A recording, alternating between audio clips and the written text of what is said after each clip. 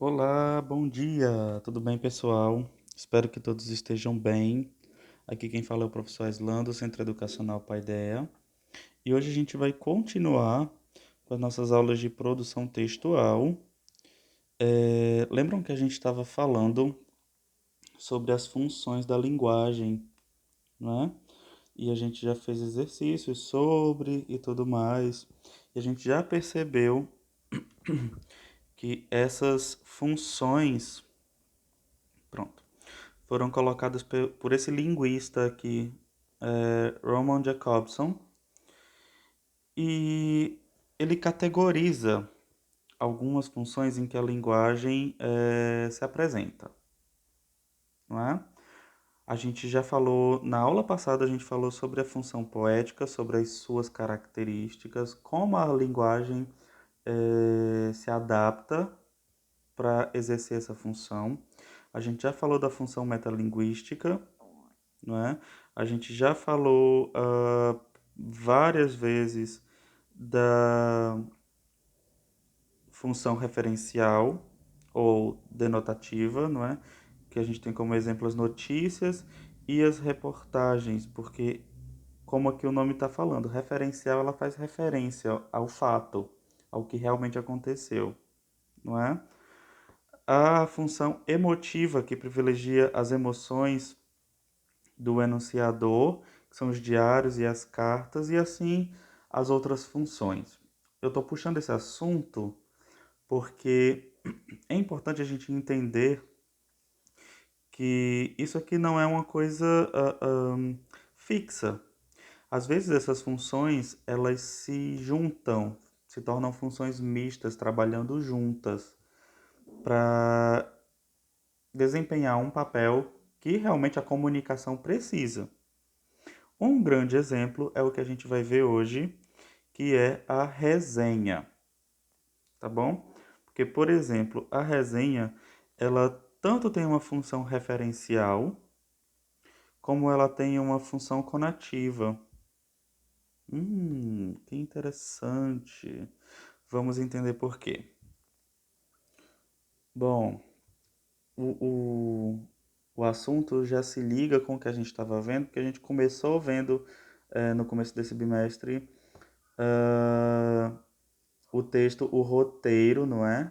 Cinematográfico, que é um gênero que parte do cinema, e agora a gente vai para a resenha, que também está ligado a todo esse universo, mas a resenha vai além disso. Por quê?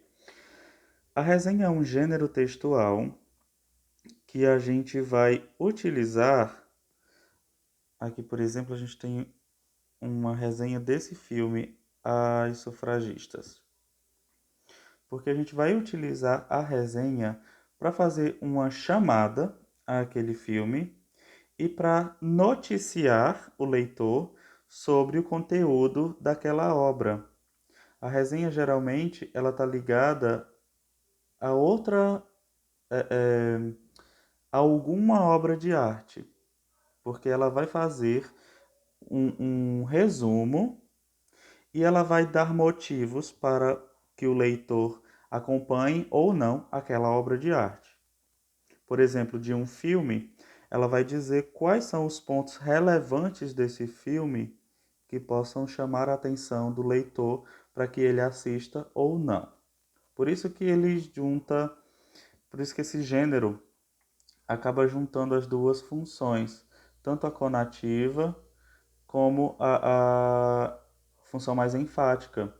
Porque tanto ele noticia, tanto ele passa informações baseado no filme, ele tem esse referencial, essa função referencial, como ah, ele vai exortar para que o leitor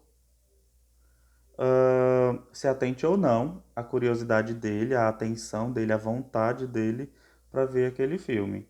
Ou, no caso aqui, como a gente está falando de um filme, mas pode ser sobre uma peça de teatro, pode ser sobre o que for, um quadro, uma exposição artística, enfim. Uma resenha ela vai colocar esses pontos sobre qualquer dessas vertentes da arte. como eu estava falando, ó, aqui a gente vê justamente é, como a resenha combina tanto o tipo descritivo, como expositivo, como argumentativo, traz uma junção de tudo isso, porque ela vai trazer informações resumidas sobre um objeto cultural. Livro, filme, série, espetáculo de teatro, de dança, de música, entre outros, né? E uma coisa interessante é porque a resenha sempre vai possuir um comentário crítico, ou seja, sempre vai trazer à tona o posicionamento do escritor daquela resenha sobre a obra. Não tem jeito. Por mais impessoal que tente ser, sempre vai imprimir a opinião dele sobre aquilo. Aqui nós temos o exemplo dessa resenha que eu já tinha mostrado a vocês, do filme As Sufragistas, né? O filme fala sobre o início do movimento feminista, sobre como surgiram as primeiras mulheres que se impuseram pelos seus direitos e tudo mais. Então aqui, nessa resenha que a gente vê que é de um site, a gente já vê direto uma chamada que vá fazer menção a isso, né? Introdução ao feminismo. Logo, a introdução dessa resenha, a gente percebe que é algo que é para chamar a atenção do leitor para o assunto da qual o filme trata. Logo depois, na resenha, a gente vai discorrer sobre o que a gente está falando, sobre o assunto daquela obra. Tanto você pode estender, trazendo um embasamento maior sobre o assunto. Por exemplo, se for um filme falando sobre o desmatamento da Amazônia, eu sempre dou esse exemplo, né? Não sei porque isso me vem à mente. Ah, ah, mas se for um filme falando sobre o desmatamento da Amazônia, você pode discorrer na sua resenha sobre fatos e sobre dados reais sobre o desmatamento, para você embasar os seus argumentos sobre a relevância desse filme ou não. Ok? Então você vai ter um momento de desenvolvimento. A gente tem a introdução, onde a gente apresenta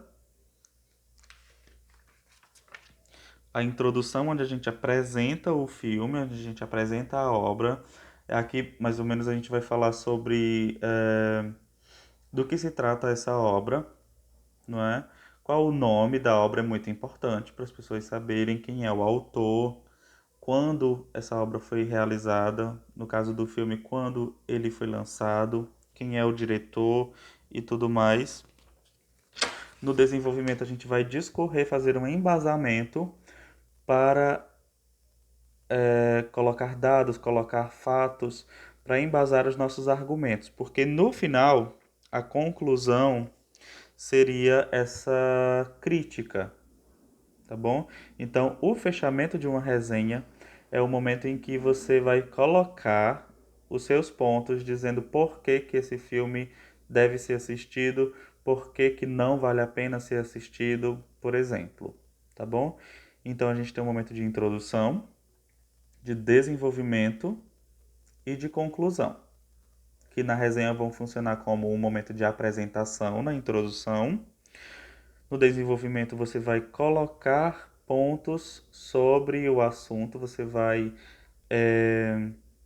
alimentar essa discussão, você vai colocar informações sobre do que se trata aquela obra.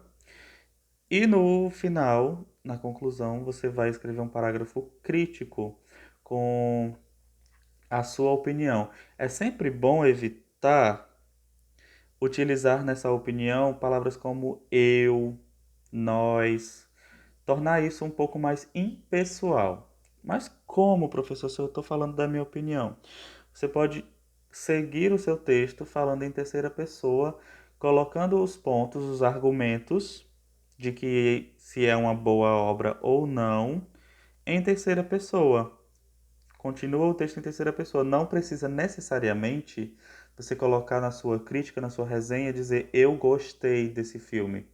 Não, você vai dizer se gostou ou não, você vai criticar o filme de acordo com os argumentos que você colocou lá no desenvolvimento. Na sua crítica, você vai convencer o leitor da sua resenha é, a partir dos pontos que você coloca dizendo por que, que o filme é bom ou por que, que o filme não é bom. Por exemplo, tá bom? Estou usando sempre filme como exemplo, mas lembrando que a gente está falando que a resenha ela parte de um objeto cultural, seja livro, seja filme, seja qualquer coisa. Ok? A nossa atividade hoje vai ser muito simples. A gente vai fazer um esboço de uma resenha, tá bom? A gente, como assim um esboço? Vocês vão iniciar uma resenha de acordo com o que vocês entenderam. Então vocês vão selecionar um filme ou um livro, tá bom?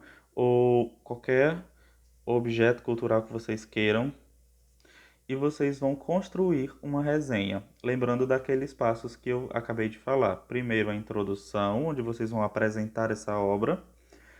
Depois o desenvolvimento, onde vocês vão colocar informações sobre aquilo.